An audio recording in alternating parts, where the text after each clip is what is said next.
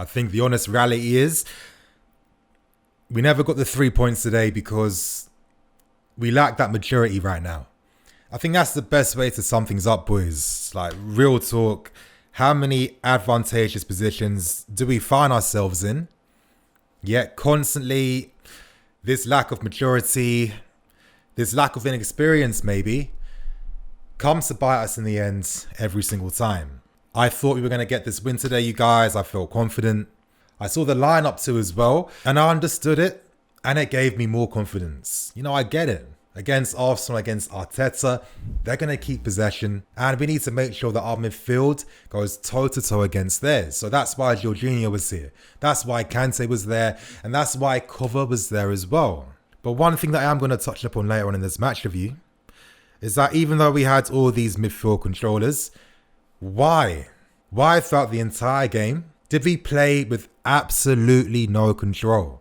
And I've mentioned this before throughout the season, and I feel like it's this lack of control that constantly comes back to get us every single time, you guys. I understand that we don't kill off the game. We don't get that second goal quickly enough. But I think we have to understand as well that it is the Premier League. And yeah, I know it's a cop-out answer, but you can't always get that goal every single time.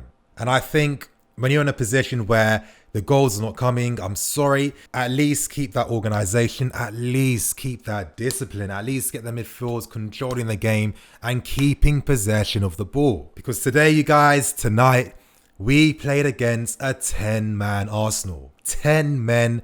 You're telling me against 10 men. We had an extra midfield player available. We still did not control this game at one single point. And it gets me thinking, where does this come from? Is this Lampard? Is this the players not executing the system properly?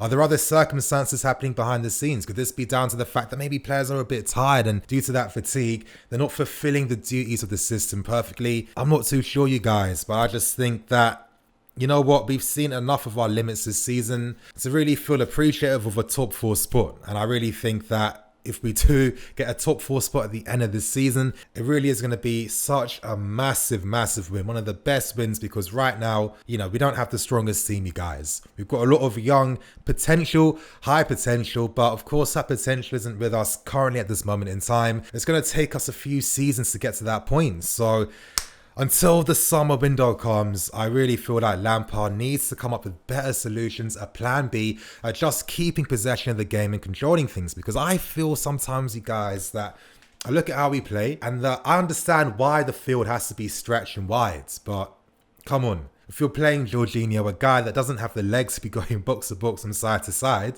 then of course there's going to be gaps and spaces made available. And you can understand why the summer is going to be very important, because Lampard's going to be able to really tailor-make this team to his tactics. And that's what it comes down to. It was the same thing for Klopp, same thing for Pep, same thing for Pochettino. That's how football works in the modern game, and to not get the 3 points in a game like this, especially when we had such a massive advantage for such long spells of the game, you guys. I mean, for God's sake, when Luis got sent off, I was like, wow, is this going to be potentially another 6-0 win? I saw that a few of us were getting quite excited on social media.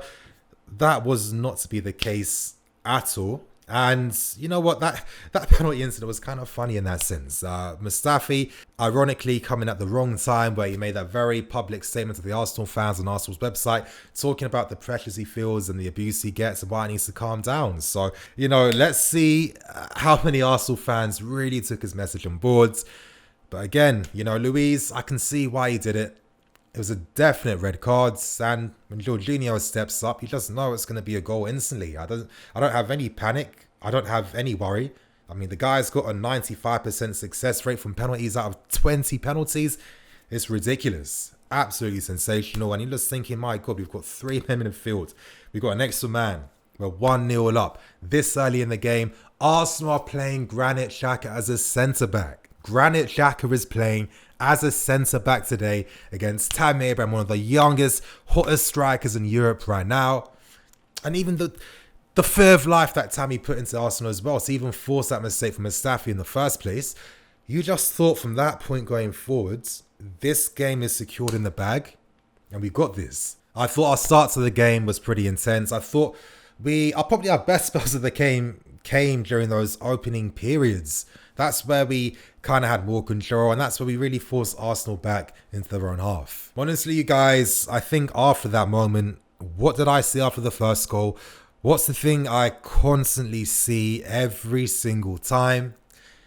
Forcing opportunities. Now, I understand there's a method of speed in the system. I do understand. I get it. I fully get it. But when does intelligence come into place? You know, if you're going to be forcing shots that you know have, no opportunity in hell to go in the back of the net, why are you forcing that opportunity?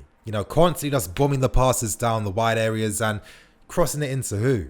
And I feel at times that maybe we need to have a bit of a plan B, a different dimension when it comes to attacking teams and breaking them down. Because even though technically, if you play this system at its peak performance with the best players, then good lords, it's going to be ridiculous. But we're not at that stage just yet. And I think that Lampard needs to accept that. And I think maybe he needs to be a bit more adaptable with his approach, what he wants from the team. Because after that opening goal, you guys, I saw the signs that this was going to be a pretty nervy encounter. And it was quite telling because this game felt just really weird the entire time. I kept reminding myself, wait, Arsenal are actually down to 10 men, aren't they? Because it did not feel like that at all throughout the game. And I kind of expect that when I'm seeing Jorginho making terrible passes. The 4 passes today from him just weren't too great. Cover, what was he really providing at times? Yeah, a bit of industry, a bit of tenacity, but it's got to be a lot more quality than that. And then N'Golo Kante, you know what? It's quite curious what's happening with the player. I personally feel like the injuries that him and Emerson have been facing throughout the season is naturally going to take a toll at some point, especially right after Christmas when you're playing a game every 3 damn days. Of course. And I think that, it's the first time we're seeing N'Golo Kante not looking superhuman. I feel like I have to mention that point first because I think you guys saw my tweet. When Kante slipped, I slipped with him, you guys. I fully slipped with him. My food's completely on the floor. It's gone. And I was actually just in disbelief. I didn't even compute that my dinner was on the floor. I was just like, huh? Of all the players, N'Golo Kante, how did he even slip? How did that happen? But from that point on, I still feel maybe Kepa made things a bit too easy. Now, I like to admit that I'm not an expert when it comes to judging goalkeepers. I try my best. But I'm just thinking, I've seen Neuer's, I've seen Alisson's, I've seen Edison's. I've seen a lot of top goalkeepers during my time. And I don't know how many of those keepers would have just maybe kept in their position and not left their line to really try and chase that ball down. You have to be a sweeper keeper in that moment. You have to do something. You got to do something better than just maybe coming out your box a tiny bit, being in no man's land and making it easy as hell for Martinelli to put that on the bottom right. There's a reason why this kid was smiling beforehand, because he knew instantly this is a guaranteed goal due to the awful positioning from Kepa. Imagine the type of focus and composure he had. This guy had like another 35 yards to run. 35 yards, no pressure. Easy. And you know what? I feel like Kepa's confidence is going down a bit. Maybe a solution next season could be to buy a goalkeeper. Do something a bit similar to what teams like Barca and City have done. Have 2 good goalkeepers, have them fighting it out for a number 1 spot. I think that with Kepa, with time, could be a great keeper, but we need that quality right now. We can't afford some of these tiny, silly errors at times, and having strong competition could be the best thing to do. And you know what? If you're Bolka, you're probably thinking, why the hell was I so damn hasty to leave this club to go to Paris Saint-Germain? That's a different story for a different day, you guys. But I've got one more thing to say about the Kante incident because it was quite ironic. Now, if you guys were most likely watching it on BT Sport, they showed a counter-attack in the first half. It was only Willian, Tammy and Hudson-Odoi by themselves. The rest of the team were by the halfway line. And the commentator obviously picks it up, mentioning the fact that why didn't anyone support them? Now, this incident came near the end of the first half, and it made sense at that time because the team did not want to be giving away any stupid spaces to allow for any easy counterattacks. Now, that was a telling moment because it tells you that these guys can do it. So when Martinelli's goal came from a set-piece situation where N'Golo Kante is the last man standing, absolutely no one near him whatsoever, you're thinking, what the hell's happened?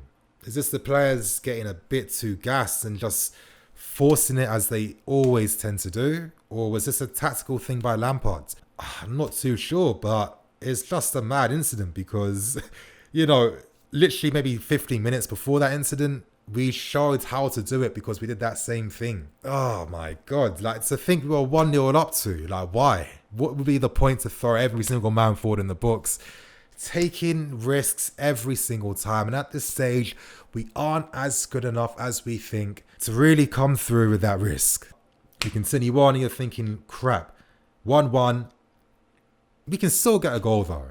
I think we all felt that. Let's be serious. We still felt that we could still get that goal. It came surprisingly from a set piece. Pretty funny. Kepa, and he's been making a name for himself this season, like scoring these jammy goals. Great to see him just wing it and get a goal. 2-1. You're just thinking, this is it. There's no way in hell this opportunity is getting screwed up anymore. It can't happen. Alas though, you guys, literally in the space of a minute or two, the inevitable. It was a mad situation for how the goal happened though. And it's just like so funny just to how like football actually is, because in the space of 5 minutes here, we had Tammy chasing the ball down the left, hitting into the advertising boards, and then obviously he's been hurt pretty bad, you can tell. Our set piece opportunity comes to Aspie's goal, and because of Tammy not really being involved due to his injury, that moment of space he created, that confusion, was what allowed Aspie to tuck it in. But at the same time, because we played 4-4-2, because that meant Tammy had to come back and help the fullbacks, help the midfield, a Tammy Abraham that's unfit and really shouldn't be playing at all. And that unfortunately meant that Tammy wasn't able to close down his man. But, you know, at the same time, you know, I got to keep it real. Credit to Bellerin, because that left-footed shot in the bottom corner, that's one of those shots that goes in once out of every 100 times. Bellerin could do that 50 more times. That ball's not going in the bottom corner. Perfect strike. I don't even think Kepa could have done anything. It was just unlucky, and it came from an unfortunate moment where, of course, Tammy sustained an injury, which effectively put us back to 10-10 alongside Arsenal. But, you know, after that moment, there was that one opportunity. Michy Batshuayi had it. He didn't bury it. I mean, unbelievable cross by Hudson-Odoi, who put in just great delivery every single time. And once that opportunity didn't go in the back of the net, I had to tell myself and accept the fact that it was going to be 2-2, and that's what it was in the end. But in different circumstances, with more control, with more composure, with a game plan that's not constantly about forcing it wide and being as fast and gung-ho as possible every single second, maybe with patience, we could have really moved Arsenal a lot more. We know Arsenal's mentality is wavering, it's weak. You put the pressure on these men, they fold every single time. I said it last time and we got the win, you guys. All we had to do was just keep it a bit, stretch it left to right. It would have come, we'd have kept our composure, and boom. And, oh, you guys, it's absolutely annoying. Yeah, it is. I can't even lie. I'm disappointed. I'm not too happy, because it felt like we just messed it up again and we just stopped ourselves again, not getting the 3 points. But on that point, I'm going to wrap things up and keep things moving. Tomorrow's going to be a busy day. I've got a special video already on Edison Cavani and the systems in which I think Lampard could use him for the team. So it's going to be a big day tomorrow, you guys. I'm in EFC. This is Blue Line CV.